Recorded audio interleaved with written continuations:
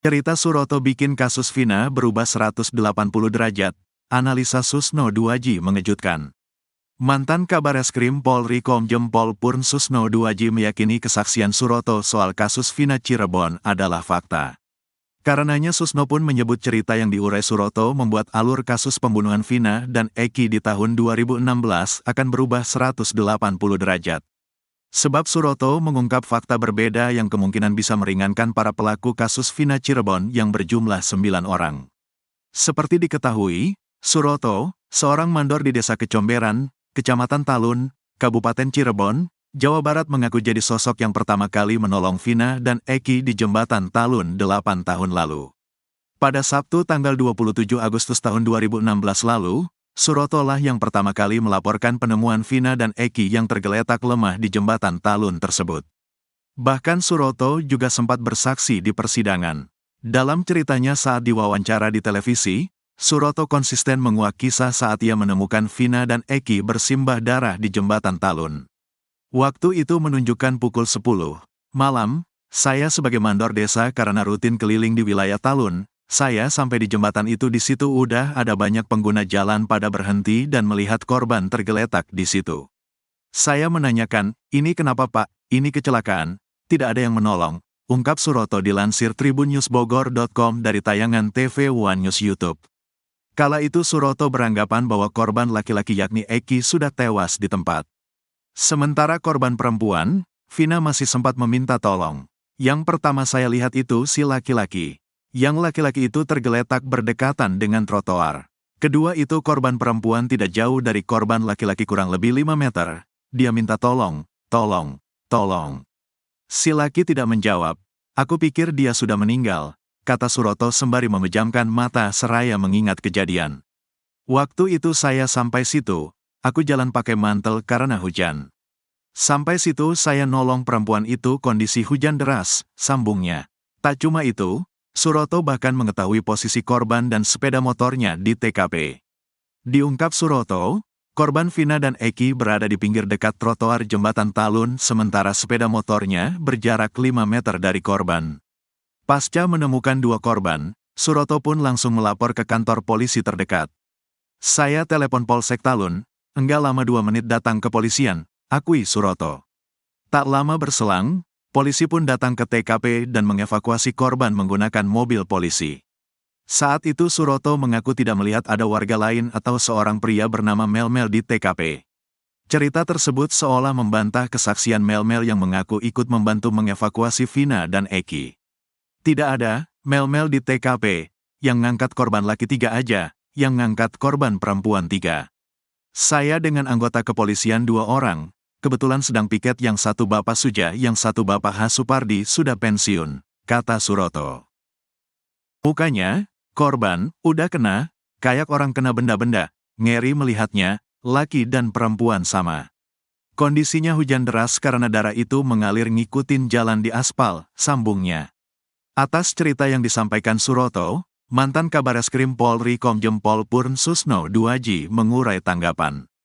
Berbeda seperti cerita Melmel dan Aep, Susno Duaji meyakini kesaksian Suroto adalah fakta. Kesaksian Pak Suroto ini lebih meyakinkan karena didukung oleh 2 anggota Polri dan didukung oleh petugas atau bidan yang ada di rumah sakit jadi dia cukup kuat. Kalau kesaksian Aep, Melmel itu tidak kuat, pungkas Susno Duaji. Karenanya Susno Duaji pun yakin kasus Vina Cirebon akan segera terungkap usai Suroto mengurai kesaksian ke televisi. Bagus sekali kesaksian yang berbeda-beda ini bagus karena kalau penyidik dalam hal menyidik perkara, inilah yang akan membuat terang perkara, imbuhnya. Lebih lanjut, Susno Duaji mengurai analisa mengejutkan, bahwa kasus Vina Cirebon akan berubah 180 derajat usai Suroto bercerita. Sebab ada banyak ketidaksesuaian terkait kasus Vina Cirebon, yakni mulai dari olah TKP bukan di tempat sebenarnya. Dengan kesaksian Pak Suroto ini kalau benar dan saya yakin dia tidak berbohong maka jalannya perkara ini akan berbalik 180 derajat termasuk yang sudah disidangkan, termasuk yang sudah mendapat vonis.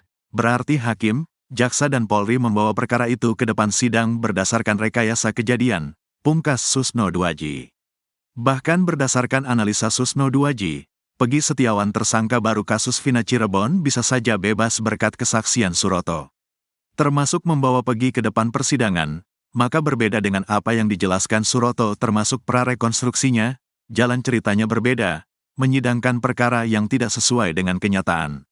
Kita berharap keterangan Suroto ini benar, makanya Polri harus memeriksa anggota lalu lintas yang datang ke situ, memeriksa Suroto, kata Susno Duaji. Pun dengan para terdakwa kasus Vina Cirebon lainnya yang bisa saja bebas dari jerat hukuman. Dengan demikian, maka selamatlah orang-orang yang sudah dihukum seumur hidup, akan jelas posisi Pegi yang sekarang sudah jadi tersangka, pungkas Susno Duaji. Suroto dengar percakapan polisi dan pelaku saat olah TKP kasus Vina Cirebon. Seorang saksi mata yang baru muncul dalam kasus pembunuhan Vina Cirebon dan Eki, Suroto, 50, mengaku mendengar percakapan polisi dan tersangka. Suroto mendengar percakapan tersebut saat agenda olah TKP pembunuhan Vina Cirebon dan Eki pada 8 tahun silam. Diketahui, Vina adalah gadis 16 tahun asal kampung Samadikun, Kecamatan Kejaksan, Kota Cirebon, Jawa Barat, yang tewas bersama kekasihnya, Eki, di Jalan Raya Talu, Kecamatan Talun, Kabupaten Cirebon, Jawa Barat pada Sabtu tanggal 27 Agustus tahun 2016. Keduanya menjadi korban penganiayaan geng motor. Pelaku kasus Vina Cirebon, menurut Suroto, mengaku memukul korbannya menggunakan balok. Sebagaimana diketahui, Suroto, 50, merupakan mandor di Desa Kecomberan, Kecamatan Talun, Kabupaten Cirebon, Jawa Barat.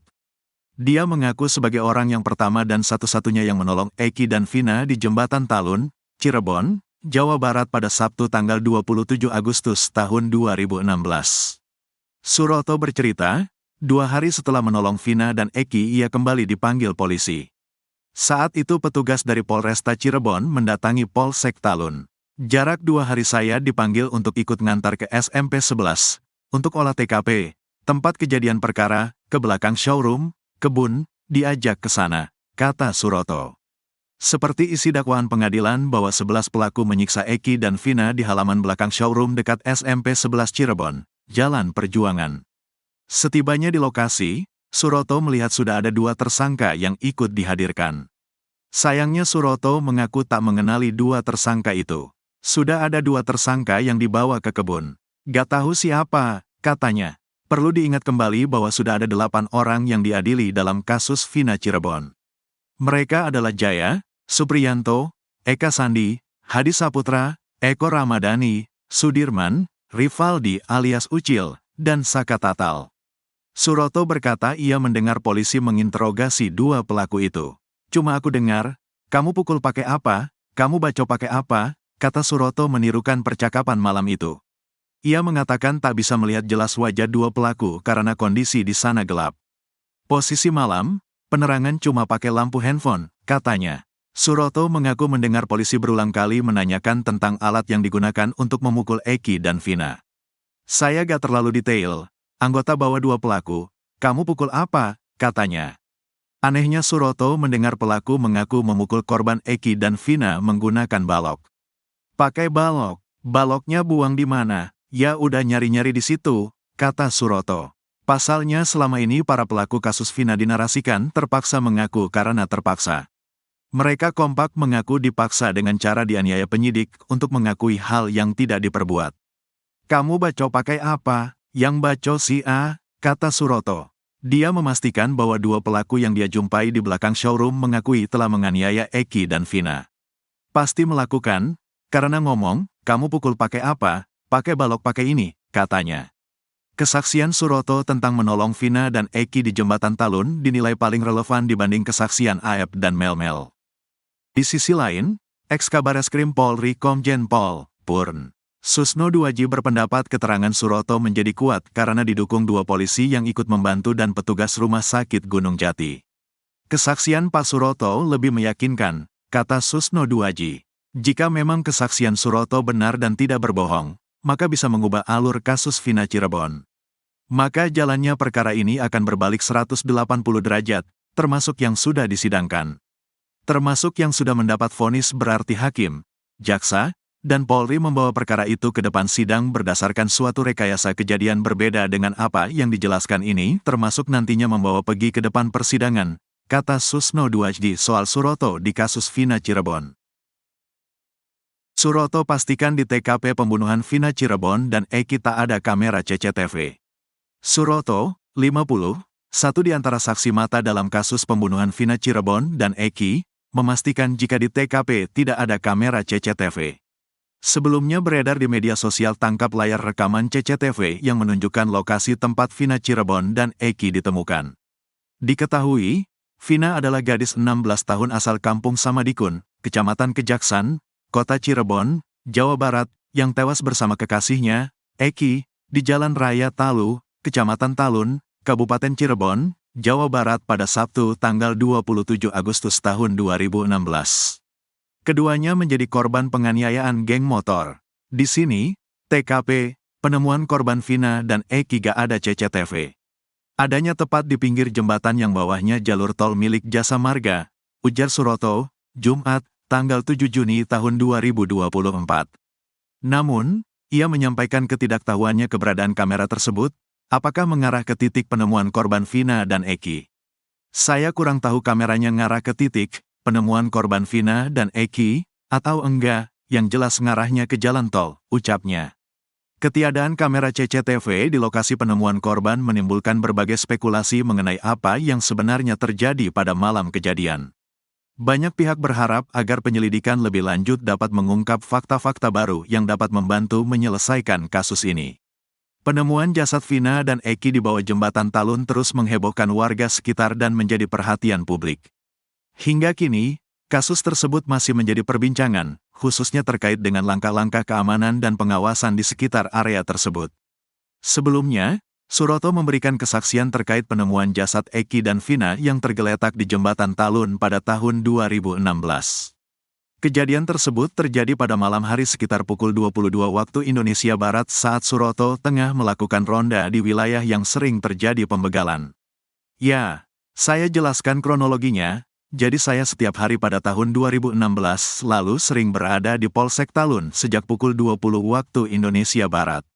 Tujuannya untuk berjaga dan berkeliling, karena pada waktu itu di wilayah sini, Talun, sering terjadi penjamretan atau pembegalan dengan sasaran orang pulang kerja atau perempuan, ujar Suroto. Pada malam itu, kata dia, cuaca gerimis dan Suroto melihat kerumunan orang di jembatan Talun. Ketika mendekat, ia menemukan dua orang tergeletak di dekat median jalan. Jasad laki-laki ditemukan sekitar 2 meter dari median jalan, sementara jasad perempuan berada sekitar 5 meter ke arah sumber. Pertama jasad laki-laki itu berada sekitar 2 meter dari media jalan mengarah ke tengah jalan. Nah lalu jarak sekira 5 meter ke arah sumber itu titik perempuannya, dekat tiang lampu, waktu itu belum tahu kalau namanya Vina. Lalu jarak sekira 5 meter lagi di ke arah sumber lagi tergeletak motornya, ucapnya. Saat itu juga, Suroto mencoba memeriksa kondisi kedua korban. Pertama, yang saya lakukan pegang jasad laki-laki. Saya tanya, "Dedek itu sudah enggak jawab." Langsung saya vonis saat itu ini sudah meninggal. Lalu, saya ambil, copot tali, helm karena ikatannya mencekik ke leher, saya copot. Terlihat, wah ini benar udah meninggal, karena berdarah banyak dan ngalir dari kepala dan dari badan, jelas dia. Pria berusia 50 tahun itu kemudian fokus ke korban perempuan yang masih hidup dan meminta pertolongan. Karena waktu itu, korban laki-laki, saya anggap sudah meninggal, saya langsung fokus ke perempuan, karena dia masih hidup, bilang tolong, tolong. Kata saya iya dek, sabar ya mobilnya, Ranger kepolisian, lagi meluncur ke sini, nanti diantar ke rumah sakit, katanya. Tidak lama kemudian, mobil polisi tiba dan mengevakuasi korban ke RSD Gunung Jati. Suroto membantu mengangkat korban bersama polisi. Saya saat itu ngangkat korban bertiga aja sama polisi. Sebelum saya angkat, sebelumnya, daerah sensitif korban perempuan, saya tutupin pakai jaket itu, rok itu tuh nyilak dan kemaluannya kelihatan. Waktu itu pakai rok dan celana dalamnya itu tidak sesuai seperti yang kita pakai, alias melorot ke paha. Saya naikin dan saya tutupi pakai jaket lukanya di kaki, tangan. Kedua korban, banyak lukanya, ujarnya. Suroto merasa ada kejanggalan dengan luka-luka yang dialami kedua korban. Kalau mukanya, enggak laki enggak perempuan lebam semua kayak abis disiksa, dia apa gitu banyak luka. Eki luka di kepala ada, pas saya copot, helmnya, darahnya banyak waktu itu, yang jelas luka parah. Mukanya lebam semua, ucap Suroto. Menurutnya, kondisi motor korban tidak mengalami kerusakan yang signifikan. Banyak sekali pengguna jalan arah ke kabupaten pada berhenti semua, ngelihat tapi enggak ada yang menolong. Kondisi motor enggak rusak enggak apa karena ketika dinaikin, kendarain, ke polsek juga masih bisa, jelas dia. Tak hanya saat ini, pada tahun 2016 lalu, Suroto juga memberikan kesaksiannya dalam persidangan. Saya ikut sidang 2 kali. Saya sampaikan, waktu persidangan, sama seperti ini, enggak direkayasa, apa adanya. Seminggu setelah kasus selesai dipanggil, katanya. Egy Ripra takut bertemu 8 pelaku kasus Vina. Mendadak, ciut, jika terpidana ngaku kenal. Egy Ripra mengaku takut bila dipertemukan dengan 8 pelaku kasus Vina Cirebon. Egy Ripra tak bisa membayangkan bila 8 pelaku kasus Vina Cirebon mengaku mengenal dirinya. Padahal Egy Ripra mengaku sama sekali tak mengenal Eki dan Vina maupun 8 pelaku. Nama Egy Rian Prayoga alias Egy Ripra alias Apung RP terseret kasus Vina Cirebon. Hal itu bermula dari status Facebook Egy Ripra bersama teman-temannya. Egy dan temannya sempat menulis status tentang pelaku kasus Vina. Cuma bercanda, kata Egy Ripra. Sampai kemudian netizen mencocok-cocokkan status Egy Ripra mulai dari tahun 2016. Walau begitu Egy Ripra berkukuh bahwa dirinya memang tak terlibat kasus Vina Cirebon. Sampai-sampai Egy Ripra didatang polisi dari Polresta Cirebon dan Polda Jabar. Polisi menanyakan soal pelaku pada Egy Ripra. Bahkan polisi sampai berencana mempertemukan Egy Ripra dengan pelaku kasus Vina. Namun Egy awalnya mengaku takut. Ia khawatir pelaku kasus Vina sudah di-briefing untuk menjadikannya sebagai tersangka. Pada Egy, polisi tersebut meyakinkan tak akan salah tangkap. Mendapat jaminan keselamatan dari polisi, Egy Ripra pun berani dipertemukan dengan 8 pelaku kasus Vina Cirebon. Sayangnya polisi masih belum juga mempertemukan Egy Ripra dengan 8 pelaku kasus Vina Cirebon.